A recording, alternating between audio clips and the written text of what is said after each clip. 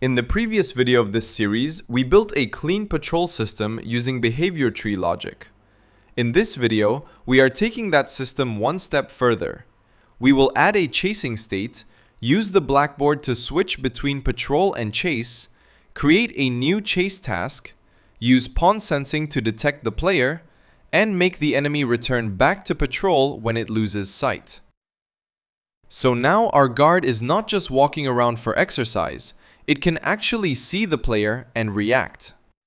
If you want more Unreal Engine tutorials like this, make sure to like the video, subscribe to the channel, and if you want to support the free content even more, you can join the channel as a member or drop a super thanks.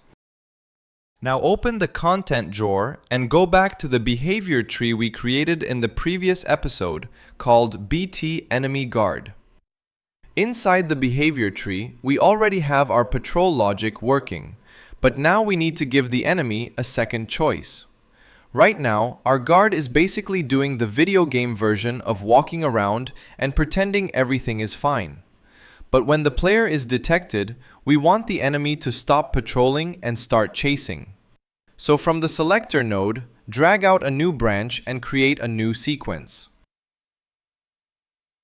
Click on the previous sequence and rename it to Patrol because that branch is responsible for the patrol behavior. Then click on the new sequence and rename it to Chasing. This makes the behavior tree much easier to read. Later, when this AI gets more advanced, clean naming will save us from staring at the screen like we are trying to decode ancient alien technology. Now we need a task for the chase behavior. At the top of the behavior tree, click New Task, then choose BT Task Blueprint Base. Name this task BT Task Chasing. Save it and open it if it does not open automatically. Inside this task, we are going to create the basic chase logic. The goal is simple. When this task runs, the AI should move toward the player. In the event graph, search for Event Receive Execute AI, just like we did in the patrol task from the previous episode. This event gives us two important references: the owner controller, which is the AI controller running the task, and the controlled pawn, which is the actual enemy character in the level. Before we move the AI, let us quickly adjust the enemy movement speed. If you remember from the basic enemy AI series, we forced the enemy to move faster when chasing, because a guard chasing the player at walking speed feels less like danger and more like a confused mall security guard. From controlled pawn, drag out and search for Get Component by Class. For the component class, choose Character Movement Component. This gives us access to movement settings on the enemy character, like speed, acceleration, and movement behavior. But before we use it, we should check if the component is valid. So from the return value, search for Is Valid with the question mark. If the character movement component is valid, drag out from the return value and search for Set Max Walk Speed. Set the max walk speed to 500. This means when the enemy enters the chase task, it can move faster than it does during normal patrol. Now from the execution pin of Set Max Walk Speed, search for AI Move To. For the pawn input, use the controlled pawn from Event Receive Execute AI. This tells the node which pawn should move. For the target actor, use Get Player Character. This tells the AI to move toward the player character in the world. Then, set the acceptance radius to 10. This means the AI does not need to stand exactly inside the player position. It only needs to get close enough. Without this, the enemy may keep trying to reach an impossible exact point, which can make movement look jittery or weird. From the onSuccess output of AI Move To, search for Finish Execute. Set success to true. And now we have the first basic version of our chase task. But there is one important thing to understand. Just creating this task does not mean the AI will automatically use it. The behavior tree still needs to know when it should run patrol and when it should run chasing. That is where the Blackboard starts to become important. In the next step, we will connect this chase branch to a Blackboard condition so the enemy can switch behavior based on whether it is currently chasing the player or not. Before we continue, I noticed a small typo from the previous episode. I named the patrol task BT Task Petrol, which sounds like our enemy is going to a gas station instead of patrolling the level. So in the content drawer, select that task, press F2 on the keyboard, and rename it to BT Task Patrol. Small cleanup, but worth fixing now before this project slowly turns into a museum of spelling mistakes. Now let us continue with the Blackboard. If you remember from the previous episode, the Blackboard is basically the memory of our AI. It stores information that the behavior tree can use to make decisions. Think of it like a tiny notebook inside the enemy brain. The behavior tree asks, "What do I know right now?" and the Blackboard answers. Open the content drawer and double-click BB Enemy Guard. Inside the Blackboard, click New Key and choose Bool. This creates a true or false value. Name this new key is Chasing Player. This boolean will control the main switch between patrol and chase. When is chasing player is false, the enemy should patrol. When it becomes true, the enemy should chase the player. You can also see that from the Blackboard window, we can jump directly back to the behavior tree using the button in the top right. Because we created the Blackboard and behavior tree together with the same setup, Unreal connects them for us, which is very useful. It means the behavior tree can read the keys we create inside this Blackboard. Now switch back to the behavior tree. Click on the patrol sequence, right-click on it, choose Add Decorator, and select Blackboard. You will see a blue Blackboard-based condition card appear on top of the patrol sequence. This decorator is like a security guard standing in front of that branch. It decides whether this branch is allowed to run or not. Click on the blue decorator card. In the Details panel, set Observer Aborts to Self. Then set the Blackboard key to Is Chasing Player. For the key query, choose Is Not Set. This means the patrol branch will only be allowed to run when Is Chasing Player is false. In simple words, if the enemy is not chasing the player, keep patrolling. Now we do the same thing for the chasing sequence. Click on the chasing sequence, add a Blackboard decorator, and select the blue Blackboard-based condition card. This time, set Observer Aborts to Self again. Set the Blackboard key to Is Chasing Player, but change the key query to Is Set. So now the chasing branch will only run when Is Chasing Player is true. This is the basic state switch. The selector will look at these branches and pick the one that is currently allowed. If Is Chasing Player is false, patrol runs. If Is Chasing Player is true, chasing runs. Clean, simple, and much better than building a giant mess of random branches inside one blueprint. Now, drag out from the chasing sequence and add the BT task chasing task that we created earlier. Next, go back into BT task chasing. At the end of the chase task, after the AI move to node, we want to reset the Blackboard value back to false. This way, after the move finishes or fails, the AI is allowed to go back to patrol unless something tells it to chase again. From the controlled pawn, drag out and search for Get AI Controller. From its return value, search for Get Blackboard. Then, from the Blackboard return value, search for Set Value as Bool.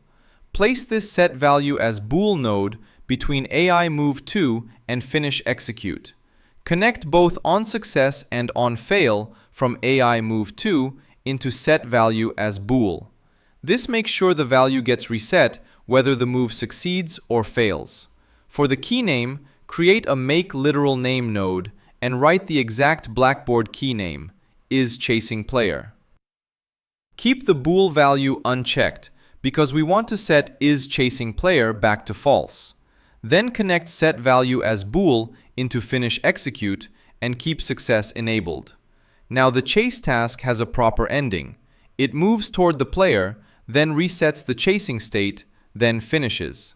In the next step, we will use pawn sensing inside our enemy guard blueprint. That is where we will detect the player and turn is chasing player on. Once that happens, the behavior tree will finally switch from patrol to chasing. Now let us open the content drawer and double-click BP Enemy Guard 2. This is the second enemy guard blueprint where we are using the more advanced behavior tree setup. If you remember, in the older enemy AI series, we used AI perception for chasing, hearing, and detection. AI perception is powerful, and later in this series we can still use it for more advanced cases. But for this part, we are going to use another technique that is clean, simple, and very easy to understand, called pawn sensing. Go to the viewport, select the root of the components in BP Enemy Guard 2, then click Add Component and search for Pawn Sensing. Add it to the enemy. As soon as you add it, you can see the debug lines for sight and hearing around the character. These lines help us understand what the enemy can see and hear. Basically, we are giving our guard eyes and ears. Not very smart eyes and ears yet, but hey, it is a start. Now let us tune the pawn sensing settings a little bit for our gameplay style. You can always change these values depending on your own game. For example, maybe you are making zombies and they should have weak vision but strong hearing. Or maybe you are making a trained soldier and they should spot the player from a longer distance. Or maybe your enemy is an eagle, in which case the player is probably doomed from the beginning. For this setup, I will set the sight radius to 1000. Then I will set the peripheral vision angle to 45. The sight radius controls how far the enemy can see. The peripheral vision angle controls how wide the enemy vision cone is. So with this setup, the enemy can detect the player when the player enters that visible area. That is all we need to tune for now, so let us move to the event graph. Make sure pawn sensing is still selected in the components panel. Then, in the details panel, scroll down until you find the events section. Find on C pawn and click the plus button to create the event. This event will fire whenever the pawn sensing component sees another pawn. From the pawn output, cast to BP third-person character. If your player uses a different blueprint, use your own player blueprint here instead. This is important because sometimes developers use similar character blueprints for both enemies and players. If we do not filter this properly, one enemy might see another enemy and suddenly start chasing it like there is some personal drama happening in the level. After the cast succeeds, right-click and search for Get AI Controller. Use Self as the controlled actor. From the return value, search for Get Blackboard. Then from the Blackboard return value, search for Set Value as bool. For the key name, create a Make Literal Name node and type the exact Blackboard key name is chasing player. Now set the bool value to true. So when pawn sensing sees our player, we update the Blackboard and tell the behavior tree that is chasing player is now true. Because we already added the Blackboard decorators in the behavior tree, this value will switch the enemy from patrol to chasing. Now we are almost done, but there is one small cleanup we should not skip. In the chasing task, we increased the enemy max walk speed to 500. That is good for chasing, but when the enemy goes back to patrol, we do not want it sprinting around like it had too much coffee. So open BT Task Patrol. From the controlled pawn, use Get Component by Class, and set the component class to Character Movement Component. From the return value, check Is Valid. If it is valid, set Max Walk Speed to 200. Then connect that execution flow into the existing AI Move To node. You can also connect the Is Not Valid output directly into AI Move To, so the patrol still works even if the movement component is not found. But do not connect Is Not Valid into Set Max Walk Speed, because if the component does not exist, there is nothing valid to change. Now compile and save everything. At this point, the logic is connected. Pawn sensing detects the player, the Blackboard value turns on, the behavior tree switches to the chasing branch, the enemy runs toward the player, and after the chase task finishes, the Blackboard value gets reset so the enemy can return to patrol. Now let us test it and see if our guard finally stops pretending we do not exist. Now let us test everything. Go back to the level and click play.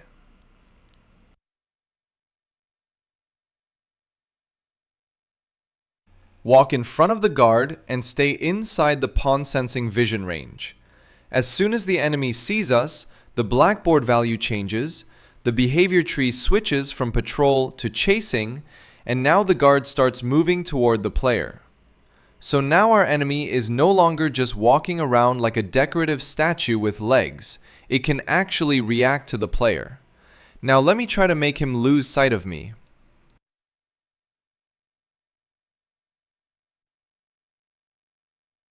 As you can see, when the enemy no longer sees the player, the chase task finishes, the Blackboard value gets reset, and the enemy goes back to patrolling again.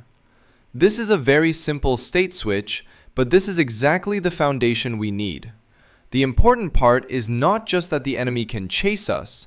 The important part is that the enemy logic is now controlled through the behavior tree and Blackboard, which means we can keep expanding it without turning the enemy blueprint into a giant plate of spaghetti. In the next episodes, we will build on top of this system. We will add hearing, armed enemy behavior, player death logic, and enemies that can actually shoot back. So if you want to support this channel and help me keep creating tutorials like this for free, you can join the channel as a member, drop a super thanks, like the video, subscribe, and leave a comment below. Thanks for watching, and I will see you in the next video.